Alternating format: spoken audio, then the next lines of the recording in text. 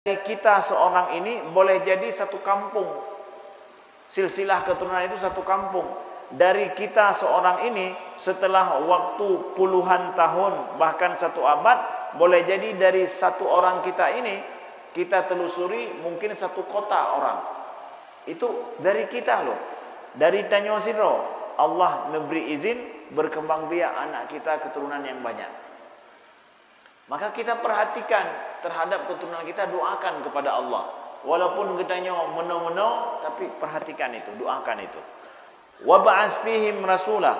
Maka Nabi Ibrahim berdoa kepada Allah, ya Allah bangkitkan, utuskan kepada mereka keturunanku yang nanti menyerahkan dirinya kepadamu seorang rasul. Nah, datang tidak dari keturunan Nabi Ibrahim seorang rasul ini. Keturunan Nabi Ibrahim, oh banyak Ustaz. Nabi Yakub. Assalamualaikum warahmatullahi wabarakatuh. Alhamdulillahirabbil alamin hamdan katsiran tayyiban mubarakan fih. Asyhadu an la ilaha illallah wahdahu la syarikalah. Wa ashhadu anna Muhammadan abduhu wa rasuluh. Allahumma salli wa sallim wa barik ala sayyidina Muhammadin wa ala alihi wa sahbihi wa sallim. Subhanaka la ilma lana illa ma 'allamtana innaka antal alimul hakim. Allahumma 'allimna ma yanfa'una wanfa'na bima 'allamtana wa zidna ilma. Rabbi syrah li sadri wa yassir li amri wahlul 'uqdatam min lisani yafqahu qawli, amma ba'du. Ahibati fillah, saudara-saudaraku yang dimuliakan Allah, yang telah berhadir di Masjid Al-Falah, Kota Sigli, Pidi, Aceh, yang dimuliakan Allah, dan yang mengikuti kami melalui media sosial dimanapun saudara kami berada. Kita mulai kembali mengkaji, mentadaburi tafsir surat Al-Baqarah. Kita melanjutkan mulai dari ayat 129 sampai seterusnya. Kita akan membaca Al-Baqarah ayat 129 tentang kelanjutan kisah Nabi Ibrahim alaihissalam yang Allah ceritakan kepada kita bahwa Nabi Ibrahim merupakan bapaknya para anbiya, dan Nabi Ibrahim adalah keluarga Nabi, keluarga para anbiya, dan bagaimana Nabi Ibrahim tunduk patuh kepada Allah Subhanahu wa taala. Beliau bersama dengan ananda beliau Ismail membuat projek kehidupan, yang mereka berdua lakukan itu justru menjadi kiblat daripada seluruh manusia di muka bumi ini sampai hari ini. Dan bagaimana Nabi Ibrahim berdoa kepada Allah supaya mereka berdua, Nabi Ibrahim bersama anak beliau, menjadi orang-orang yang dijadikan muslimin, menjadi orang soleh. Dan Nabi Ibrahim mendoakan agar supaya keturunan-keturunan beliau menjadi umat yang muslimah, umat yang muslim, yang menyerahkan diri kepada Allah Subhanahu wa taala. Sosok Nabi Ibrahim selaku kepala keluarga, selaku ayah yang peduli dengan anaknya, selaku ayah yang peduli tentang masalah iman anaknya, dan selaku ayah yang bersama dengan anaknya masa hidup membuat projek kehidupan, yang projek kehidupan ini akhirnya menjadi sesuatu yang bersejarah sampai hari kiamat. Makanya pada saat seorang ayah bekerja sama bersama dengan anaknya demi untuk suatu perbuatan taat kepada Allah, maka ini akan memiliki pengaruh yang sangat besar sekali, saudaraku yang dimuliakan Allah. Nah, kita lihat selanjutnya bagaimana Nabi Ibrahim peduli terhadap keturunan beliau. Beliau berdoa, doa beliau di ayat sebelumnya, Rabbana a'udzubillahi minasyaitonirrajim, bismillahirrahmanirrahim, Rabbana waj'alna muslimaini laka wa min dzurriyyatina ummatan muslimatan lak wa arina manasikana wa tub 'alaina innaka antat tawwabur rahim. Rabbana wab'ats fihim rasulan minhum yatlu 'alaihim ayatika wa yu'allimuhumul kitaba wal hikmata wa yuzakkihim innaka antal azizul hakim. Allah berfirman menukilkan bagaimana Nabi Ibrahim berdoa kepada Allah. Ya Tuhan kami, jadikanlah kami dua orang muslim. Kami berdua muslim yang menyerahkan diri tunduk patuh kepadamu, dan wa min dzurriyyatina, dan dari keturunan kami ada ummatan wahidah, ummatan muslimah, juga umat golongan orang-orang yang menyerahkan diri kepada Allah Subhanahu wa taala, menyerahkan diri kepadamu. Dan tampakkanlah bagi kami, ajarkan kami, ya, tunjukkan pada kami tempat-tempat manasik ibadah kami, dan bertobatlah kepada kami. Innaka antat tawwabur rahim, sesungguhnya engkau adalah maha penerima taubat lagi maha penyayang. Lalu Nabi Ibrahim berdoa, Rabbana wab'ats fihim rasulan minhum. Ya Allah, utuslah, bangkitkanlah dan utuslah pada mereka rasulan, seorang rasul, minhum, dari golongan mereka sendiri, yatlu alaihim ayatika, yang rasul itu akan membacakan kepada mereka ayat-ayatmu, wa yu'allimuhumul kitaba wal hikmata wa yuzakkihim, dan yang akan mengajarkan kepada mereka kitab yaitu Al-Quran dan hikmah yaitu sunnah, wa yuzakkihim, dan menyucikan mereka, innaka antal azizul hakim, sesungguhnya engkau maha perkasa lagi maha bijaksana. Nah, kita akan lihat saudaraku yang dimuliakan Allah, bagaimana doa Nabi Ibrahim ini. Nabi Ibrahim mengatakan, ya Allah, utuslah pada umat ataupun pada keturunanku yang muslimah, yaitu yang menyerahkan dirinya kepadamu, seorang rasul dari mereka sendiri. Nah, ini doa seorang ayah, seorang kakek untuk keturunannya. Ini bagus untuk kita pikirkan selaku seorang ayah, untuk mendoakan keturunan kita selanjutnya. Tanyo benar tak pikir keturunan getanyo ke.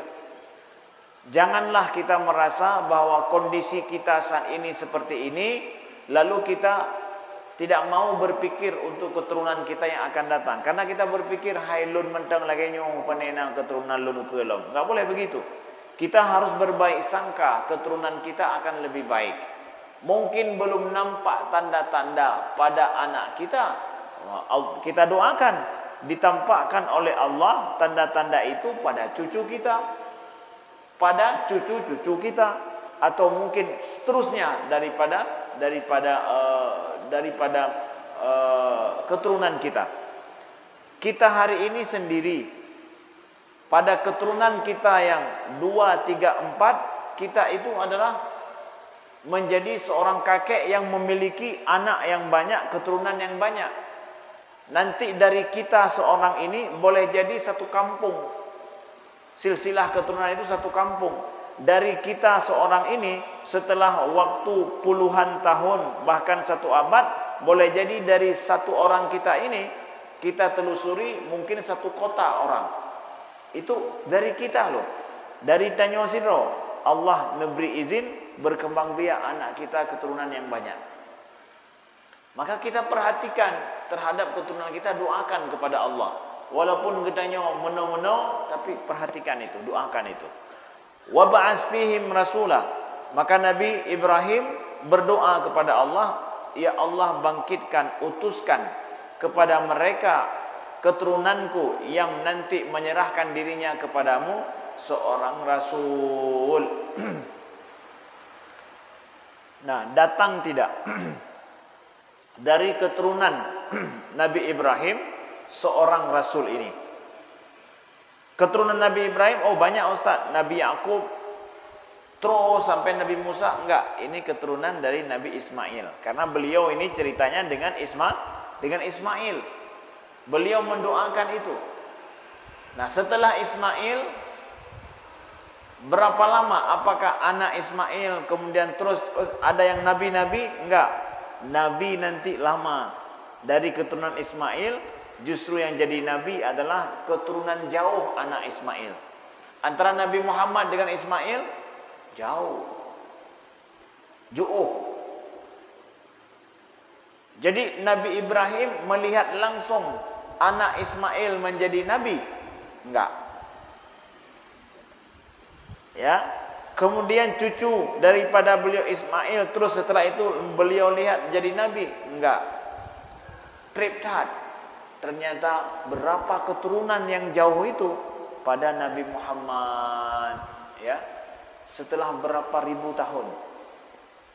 Ya, wallahu alam. Pastinya itu apakah 1000 lebih, 2000 lebih? Ternyata Nabi Muhammad baru datang. Wallahu alam, pastinya kita tidak tahu. Ya, berapa abad setelah Nabi Ibrahim baru datang nih doa Nabi Ibrahim terkabulkan. Dari keturunan beliau Ismail itu. Maka datangnya Nabi Muhammad ini adalah doa Nabi Ibrahim. Doa kapan? Doa yang kali baru. Tahun yang kali? Enggak. Doa berabad-abad yang lalu. Datang.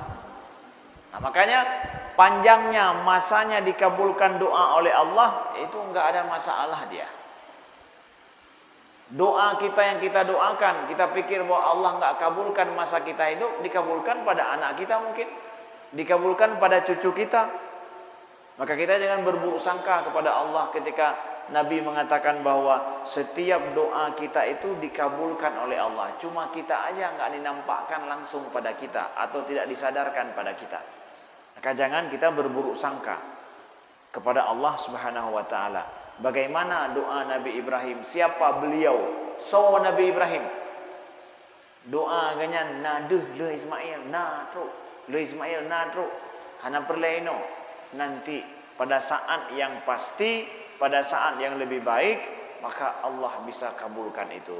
Nah, yatlu alaihim ayatika. Nah, doa Nabi Ibrahim beliau mengatakan bahwa ay yaqra ayatil Quran. Nah, tugas Nabi ini yang akan diutus oleh Allah yang ternyata dikabulkan yaitu Nabi Muhammad. Apa tugas Nabi Muhammad? Yatlu alaihim ayatik. Yaitu dia nanti yang engkau utuskan seorang Nabi ini yang akan membacakan kepada mereka ayat-ayatmu, yaitu ayat-ayat Al-Quran. Nah, misi seorang Nabi paling penting adalah membacakan, menyampaikan wahyu Allah. Arti Nabi apa? Arti Nabi adalah yang menerima wahyu dari Allah dan menyampaikan kepada manusia. Menerima kitab suci lalu kemudian diajarkan kepada manusia. Wa yu'allimuhumul kitab. Ini dia. Membaca dan mengajarkan. Nah, yu'allim, yatlu, ya, dia membaca ayat-ayatmu, wa yu'allimuhum, kemudian mengajarkan. Nah, nyo tugas penting seorang nabi dan siapa saja yang apa? Yang meneruskan tugas para anbiya. Membaca ayat Allah, ini penting, kita harus tahu.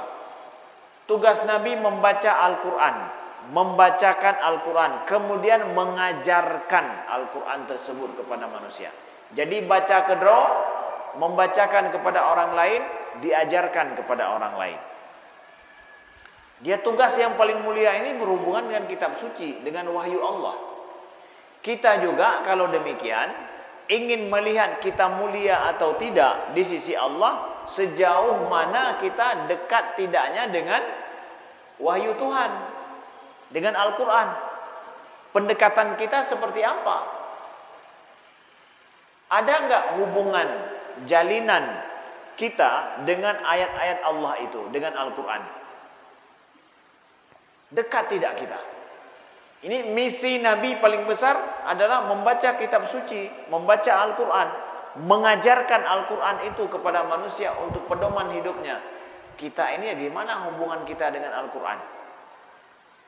Nah, kita ingin dengar, belajar seperti ini, kita sedang belajar ini, belajar ayat-ayat Al-Quran. Ada tidak kita kemauan, keinginan untuk kita mengerti, belajar tentang ayat-ayat Al-Quran yang naik dalam Al-Quran? Nahan pendekatan khusus kita dengan Al-Quran. Entahkah dengan membaca langsung atau membaca tidak langsung seperti ini. Apakah ketika dijelaskan makna-makna daripada ayat Al-Quran kita merasa nya hana perle kelon, nya perle ke go, ilun hana hubungan ngampu yang kepegahnya. Ini ayat Allah. Siapapun kalau dibacakan ayat Allah dia merasa saya ada kepentingan di situ, ada yang perlu saya pahami, ada yang perlu saya tahu di situ. Karena apa? Ini firman Allah. Kalau firman Allah enggak ada yang sifatnya enggak berhubungan dengan saya. Nah, yatlu alim ayatika wa yu'allim. Nah, ini kita lihat Allah mengatakan membaca dulu baru kemudian mengajarkan. Nah, orang kalau enggak membaca dia enggak bisa mengajarkan. Supaya orang bisa mengajarkan orang lain siapapun, kita ambil hikmah daripada ayat ini. Siapapun yang ingin mengajarkan orang lain, dia mesti banyak membaca. Kalau dia tidak banyak membaca, dia tidak akan mampu mengajarkan orang lain. Kalaupun dia mengajarkan, orang tidak akan bisa belajar. Hanya akan mufung. Haba-haba sod. Ata-ata sod. Ya. Bukan menambah orang lain pintar. Hotre apa, hobangai lagi udah dengar. Kenapa? Enggak banyak, dia tidak membaca banyak. Bagaimana dia bisa mengajarkan? Ya, enggak. Orang yang mengajarkan orang lain baca dulu ini. Allah sebutkan yatlu ayatik. Dia akan membacakan ayat-ayatmu. Kemudian wa yu'allimuhum, kemudian mengajarkan. Membaca untuk dirinya, mengetahui untuk dirinya, lalu kemudian mengajarkan kepada orang lain. Kemudian wa yu'allimuhumul kitaba wal hikmah. Ya. Wa yu'allimuhumul kitaba wal hikmah ay yu'allimuhumul kitabul Qur'anul azim wa sunnah al-mutahharah. Nah, tugas Nabi mengajarkan Al-Qur'an setelah itu dan mengajarkan al-hikmah. Hikmah ini kata ulama tafsir ada beberapa pendapat, namun pendapat yang kuat dalam hal ini adalah makna hikmah di sini adalah sunnah. Ya. Sunnah itu apa? Sunnah itu adalah sesuatu perbuatan, perkataan ataupun ikrar daripada Nabi sallallahu alaihi wasallam di dalam kehidupan beliau yang beliau praktikkan hari-hari, ya. Yang kemudian itu menjadi landasan hukum, yang kemudian menjadi rujukan kita di dalam kita berbuat. Itu sunnah. Jadi sunnah itu dari Nabi. Sunnah itu dari Allah juga. Cuma sunnah ini dipraktekkan dan diucapkan serta ditakrirkan oleh Nabi sallallahu alaihi wasallam. Ini dia bedanya dengan Al-Qur'an. Ya. Jadi disebut dengan hikmah kenapa? Udah langsung dipraktekkan. Al-Qur'an itu wahyu yang terbaca sebagaimana adanya, sedangkan sunnah Nabi adalah wahyu Allah yang terpraktekkan dalam hidup.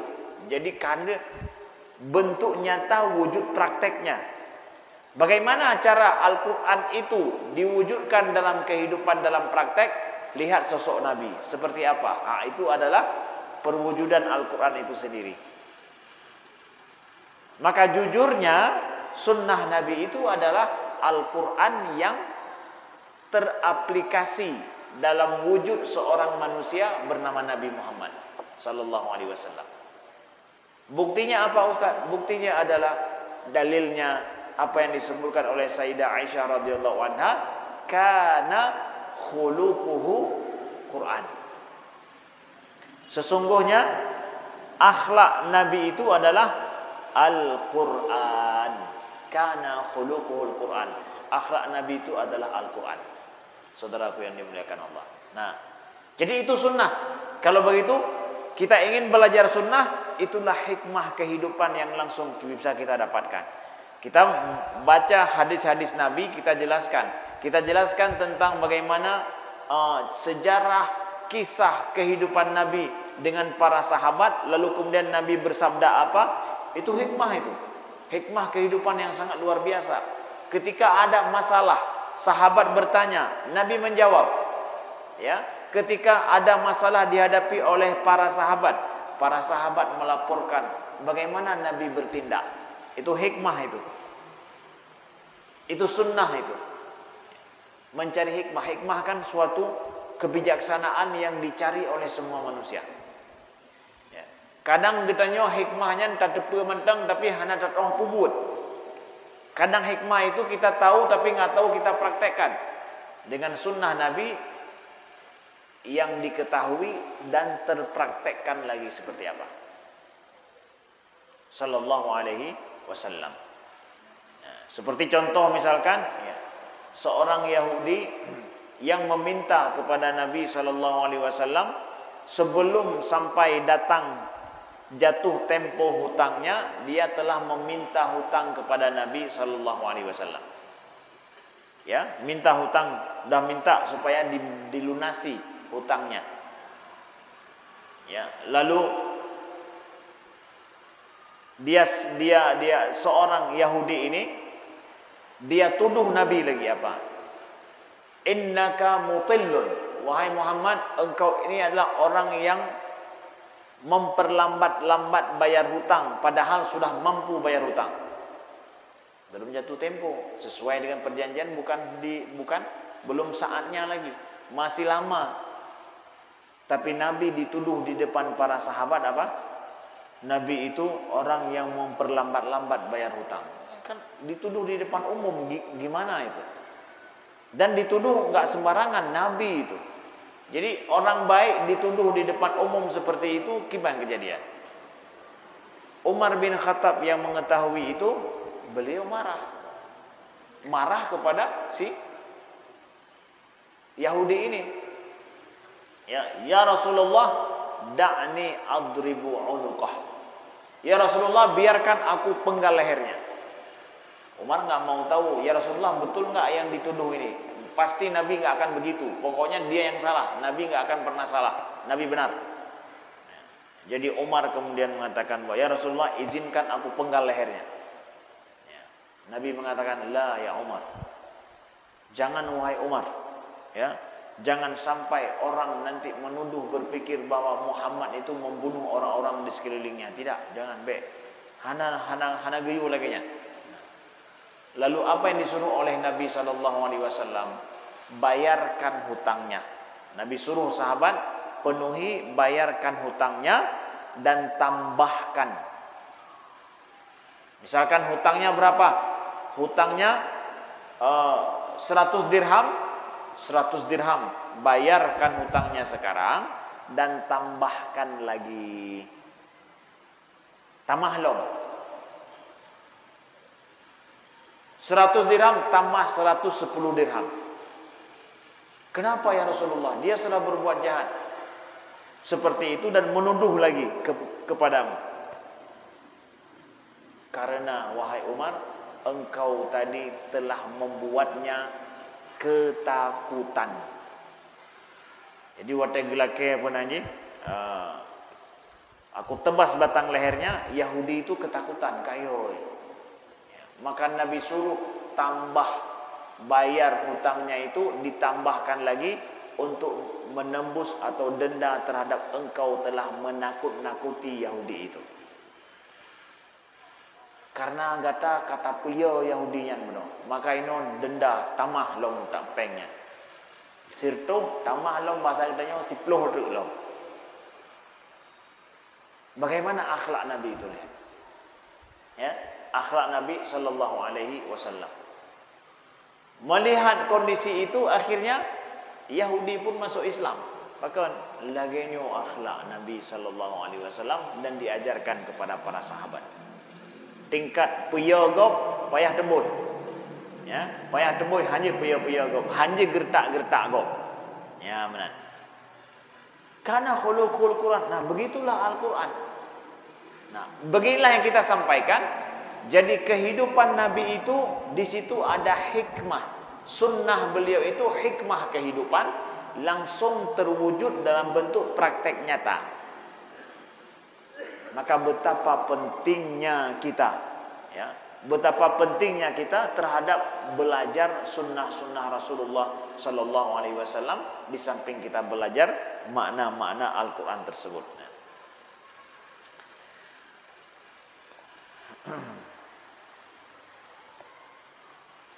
Wa yuzakkihim, kemudian ay yutahhiruhum min rijzi syirk innaka antal azizul hakim, ay al aziz alladhi la yuqhar wa la yughlab, al hakim alladhi la yaf'al ila ma taqtadil hikmah wal maslahah. Kemudian yuzakkihim, tugas Nabi yang ketiga apa? Pertama tadi yatlu alaihim ayatika wa yu'allimuhumul kitab wal hikmah. Yang ketiga wa yuzakkihim, dan mensucikan mereka. Jadi tugas Nabi selanjutnya adalah mensucikan mereka. Mensucikan dari apa? Yaitu daripada rijsus syirk, daripada najis kesyirikan. Ada akidah syirik, ada keyakinan yang syirik kepada Allah, itu dibersihkan. Ada hati kita yang dengki, penyakit-penyakit hati, itu dibersihkan oleh Nabi sallallahu alaihi wasallam. Maka ajaran Rasulullah itu membersihkan batin, membersihkan hati, membersihkan akidah-akidah atau keyakinan-keyakinan yang tidak benar dalam hidup. Ada keyakinan bahwa ya, kalau ada masalah hidup pergi kepada dukun. Ya, ramai keyakinan menanjaman bahwa dukun menjadi orang pintar. Ya, urun pintar je ke bangai, dukun je ke pintar, urun pintar je ke bangai. Jadi menang-menang ke kira-kira, ya. Lalu akhirnya orang bangai pergi ke orang pintar. Orang pintar itu sudah menjadi dukun. Menang-menang istilah lah istilahnya. Ya. Jadi kita meyakini ada orang meyakini bahwa dukunlah tempat di mana semua masalah hidup terselesaikan. Ini kan keyakinan yang salah di dalam mempraktekkan menyelesaikan masalah hidup. Maka datang sunnah Nabi sallallahu alaihi wasallam mengajarkan kita bahwa pergi kepada dukun itu adalah haram. Tidak boleh. Kenapa? Bukan begitu hidup menyelesaikan masalah. Masalah hidup enggak diselesaikan dengan perdukunan. Ya. Itu diantara misalkan rijsun, itu najis. Najis apa? Najis etiket atau keyakinan orang atau kepercayaan sebahagian orang yang ada di masa dulu. Maka Nabi suruh untuk selesaikan masalah kita secara alami, secara real, secara nyata, bukan dengan cara jampi-jampi menyelesaikan masalah, bukan. Ada orang yang benci kepada kita bukan cara mendukun, tapi apa juga pergi minta maaf, pergi berbuat baik. Begitu secara akhlaknya diselesaikan, saudaraku yang dimuliakan Allah, ya. Contoh misalkan keyakinan akan ada akan ada kekuatan lain dalam hidup yang mampu untuk memberikan mudarat dan manfaat kepada kita selain Allah Subhanahu wa taala. Tidak boleh ada. Ini adalah di antara najis juga, najis dari sisi etikat kita. Tidak ada satu kekuatan pun yang boleh diyakini memberi manfaat mudarat kecuali kekuatan kudratullah Subhanahu wa taala. Nyo kita nyo perle tasia lumo, tasia kepe nyo karena nyo adalah na raja hitam. Lam laut nyo kita nyo kagebi le raja hitam engkau tapi tak syukur kepada Allah. Man kepe tasia lumo idana nyo syukur kepada Allah. Nah, dengan cara apa? Nyo tasia lumo ke raja hitam. Nyo adalah rijsun. Ya, daripada i'tikad. Allah lah yang memberikan rezeki, maka bersyukur kepada Allah dengan cara yang Allah suruh. Seperti apa? Yang enggak sama dengan i'tikad atau perbuatan orang musyrikin. Bersyukur kepada Allah dengan cara tasia lumo, tasia kebe, tabah ulai kebe lam laut. Soyu lagi nyan. Hana soyu. Kan lagi nyan cara. Syukur kepada Allah dengan cara yang tidak sama dengan praktek orang musyrikin lah. Ya. Walaupun tajak baca ayat dalam halnya, tapi prakteknya sudah jelas itu menyamai praktek orang musyrikin. Hanjut. Ya. Seakan-akan kita memuji na Raja Laut, na apa nanti, na Raja Hitam, Raja Putih, ya, Raja Kuala, ya. Yang kalau seandainya itu tidak dilakukan setahun, maka akan nyongket hana akan toleh. Haijo lengket le Raja Hitam, haijo ongket le Laut. Kalaupun enggak ada raja-raja hitam, raja putih, nyo haijo le Laut tak berang mesti. Menyahana tabuk lagi nya. Itu di antara rijisul ijtihad, apa? Rijisul i'tiqad. Di antara apa? Najis-najis yang sifatnya pada keyakinan orang yang turun temurun. Yang harus dibersihkan. Akidah tauhid tidak ada demikian. Ya Allah, laut-lautmu, ini langit-langitmu, air-airmu, ya, ikan-ikanmu, ya Allah, bela solat, bela ibadah, syukur kita kepada Allah SWT. Yang nidone yang kan nejak lam laut, merempak engkut habis tip nejak. Yang nejak lam laut, nana dengai solat, nana pebut solat, inan fikir le, tiga lam tak fikir lumo titun tabo, atau kebura titun tabo. Kiban solat ti uro nejak ulaut. Nyan syukur kepada Allah ile pun dah begah. Sikolong tak apa habis peng tak belum lemo mesti dah begah. Syukur kepada Allah ile nyan jak ulaut dari bengah sampai tuput. Pada buah wate semayang yang tinggai. Pakon tinggai semayang. Padahal tanya tajak mita adalah taik laut Allah, tak mita adalah ke rezeki Allah. Kenapa nyan tinggai? Yang silumo hana tinggai, yang solat tinggai pakon. Dah wujud syukur kepada Allah. Betul syukur kepada Allah atau kan? Contoh. Ini contoh enggak? Ya. Syukur yang disuruh. Berbuat taat ibadah kepada Allah Subhanahu wa taala. Maka datang ajaran Nabi sallallahu alaihi wasallam, Nabi Muhammad adalah di antaranya untuk membersihkan daripada keyakinan-keyakinan yang kotor seperti itu. Nah, saudaraku yang dimuliakan Allah. Yuzakihim, membersihkan diri, yang hebohan. Nah, begitu juga membersihkan hati kita daripada hasad, dengki, sombong, angkuh. Itu dia. Itu fungsi daripada agama, fungsi daripada ajaran Nabi sallallahu alaihi wasallam. Makanya siapapun kita yang mengajarkan orang lain, kita ajarkan orang lain supaya bersih hati mereka, bersih i'tikad mereka, bersih perbuatan mereka dari hal-hal yang bercanggah dengan agama ini. Bukan kita ajarkan orang lain supaya dia banyak ikut kita. Bukan kita mengajarkan orang lain supaya mereka memuji kita. Bukan kita ajarkan orang lain supaya kita merasa banyak orang yang mengikuti kita. Bukan. Yang seakan-akan kalau mereka enggak mendengar kata-kata kita, maka mereka adalah orang-orang yang hana pah mendung karena hana dengar habalun. Kita mengajarkan orang lain supaya bersih hati mereka, supaya perbuatan mereka itu timang ataupun lurus, mereka lebih mendekatkan dirinya kepada Allah Subhanahu wa taala walau hana tau ngendrone, walau hana tau ngtanyo. Silakan biarkan mereka dekat dengan Allah walau mereka enggak dekat dengan kita. So tanyo man udungnya ya putoro ngtanyo. Ini ada orang yang kadang dia ajarkan orang lain, dia ingin orang lain itu dekat dengan dia. Menyang tahu ngangkanyan makanya urun lain pah mendur. Menyang hanan tahu ngangkanyan hanan pah mendiro. Kita enggak mengajarkan orang untuk orang itu dekat dengan kita. Kita mengajarkan mereka dekat dengan Allah. Sudah. Dimanapun dia berada, bagaimanapun dia, siapapun dia bisa dekat dengan Allah dengan ilmu yang kita ajarkan. Bukan kita menghitung hamba-hamba Allah padudro kato gangkanyo. Padudro yang kau bergabung dengan organisasi kita nyo. Karena organisasi kita nyo mengajak kepada Allah. Lalu kemudian organisasi kita, maka orang yang masuk organisasi kita, maka dia akan dekat dengan Allah. Ya hana tama organisasi kita nyo, nya hana akan bisa tahu dengan Allah. Bagaimana? Ajarkan ilmu, ajarkan agama supaya orang dekat dengan Allah dimanapun dia, walaupun enggak gabung sama organisasi kita. Walaupun mungkin dia enggak mendekatkan dirinya dengan kita, yang penting dia dekat dengan Allah. Alhamdulillah, itulah maksudnya kita. Nah, kita ingin orang bersih hatinya, bersih perbuatannya, bersih etikatnya. Itu adalah maksud daripada kita mengajarkan. Nabi begitu. Nabi ajarkan itu. kepada hamba-hamba Allah siapapun dimanapun dia berada.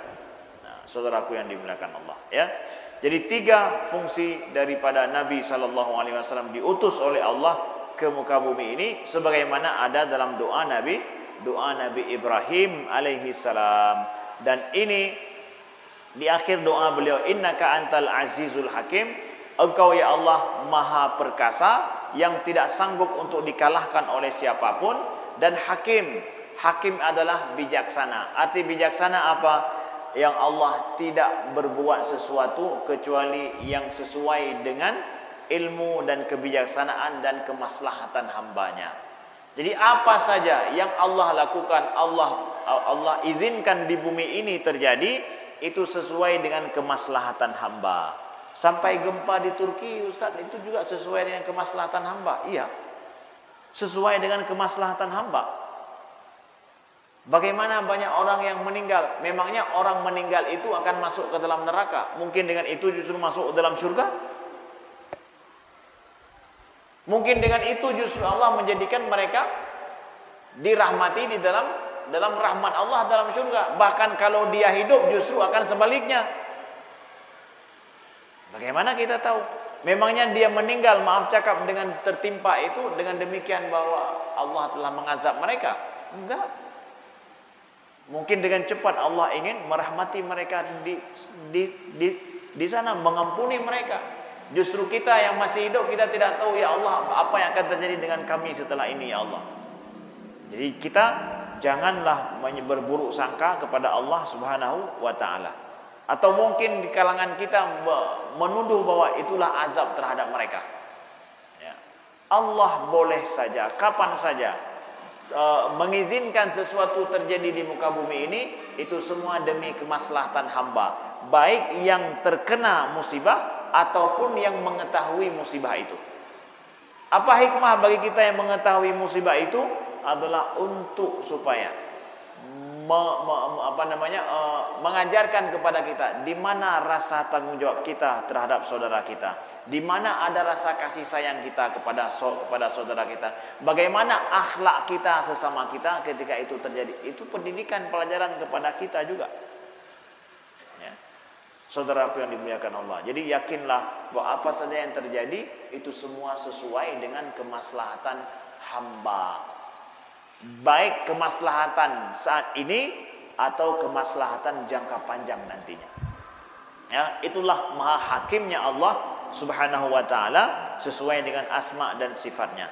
Sekian, terima kasih, mudah-mudahan berguna dan bermanfaat. Aqulu qauli hadza wa astaghfirullah li wa lakum. Subhanakallahumma wa bihamdika asyhadu an la ilaha illa anta astaghfiruka wa atubu ilaika. Wassalamualaikum warahmatullahi wabarakatuh.